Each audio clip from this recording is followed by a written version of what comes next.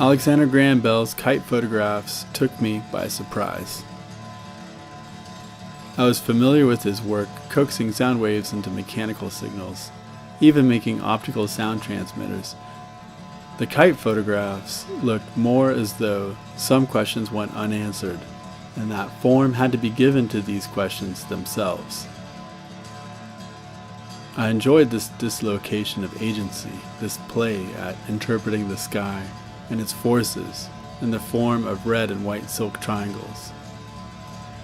When we play, what does the world reveal to us that is otherwise invisible? Prevailing forces can be wind, but they can also be the unknown, the underlooked, our bodies, or the weight of the past.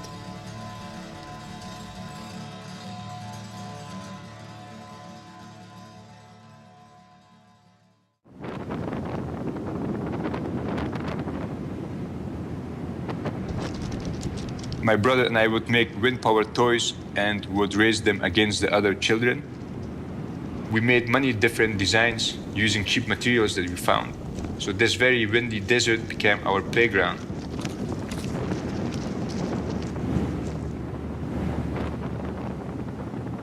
Most people who live in Kabul will know somebody who has been hurt or killed by a landmine.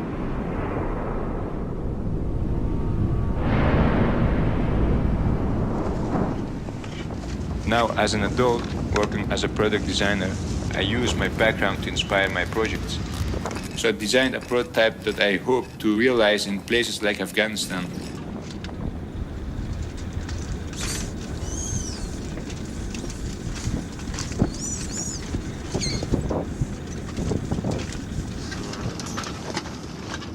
It moves using the power of the wind. When it rolls over an anti-personnel landmine, it's heavy enough to detonate the explosive. My ideal scenario would be to provide it for local people as a tool to cheaply survey this danger in their own environment.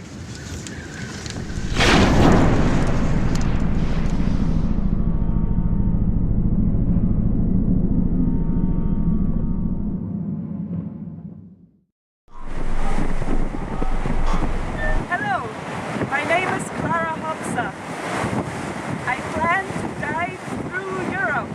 I'm about to enter here.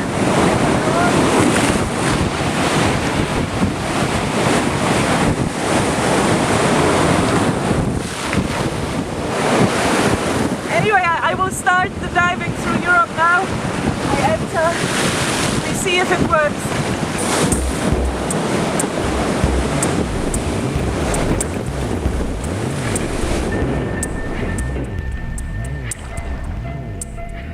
There's an endless density of obstacles along the way.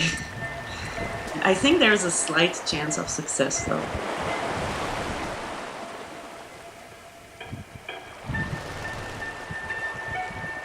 It's about all these solutions and these self-invented ways of getting to something that only exists in a dream so far.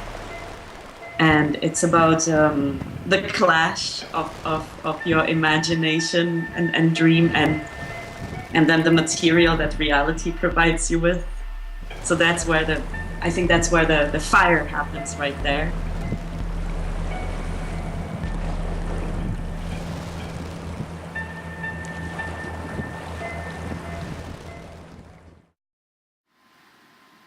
The floor as the door is just specks of dust and very tiny debris that's on the studio floor.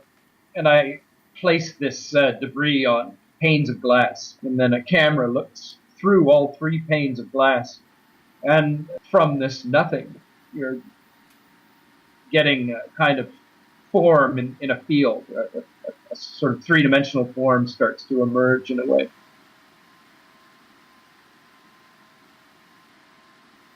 The debris of the studio floor is suddenly this gateway into a kind of galaxy, a 3-dimensional galaxy. And it's through this kind of intense contact with the familiar thing that begins to unlock it into something else.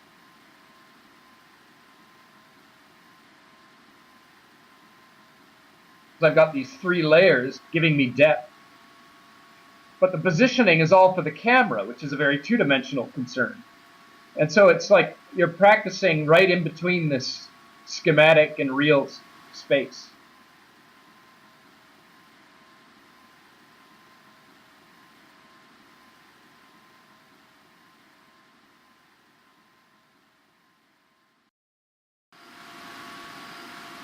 This meteorite traveled through space for about 100 million years before landing in Siberia in 1947.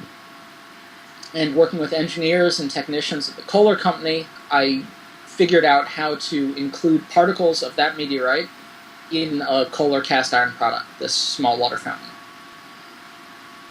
With meteorite inclusions, the romance of a material from space entering into a scenario on Earth in which it meets a similar material, like I understand that. But the political problem of a gesture like that in front of factory labor it's more problematic, I think. When we talk about supply chain, where do things come from? How are they made?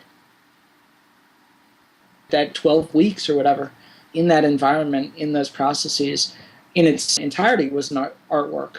The product was a fountain, but there was 9 weeks of conversations that also only existed because of the artwork. I do believe in art as a way to engage, but in the making, not in handing someone the thing. That's another way to do it, but there are other very fruitful things that happen that totally precede the finishing of the object,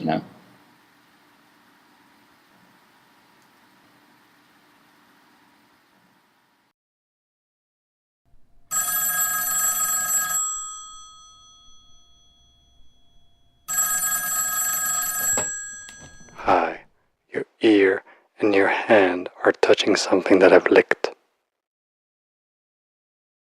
It's a simple piece in a sense. It's straightforward wordplay, and then there's a layer of perversion added to that. And it's a combination that I kind of like, where there's a disgust once you get a sense of, oh, your hand and your ear is against something that the artist has licked.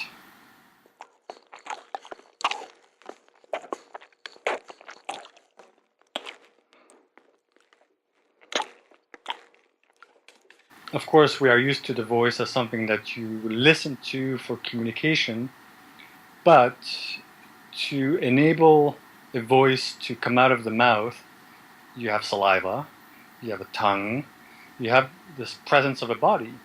And that's something that I've paid a lot of attention to in many different ways, and this is yet another instance of that. So it's very much in continuity with my obsessions, if you will, of perverting or subverting or adding back, if you will, an element of the somatic into the act of communication. Hi, I forget which of these 2 phones I've licked.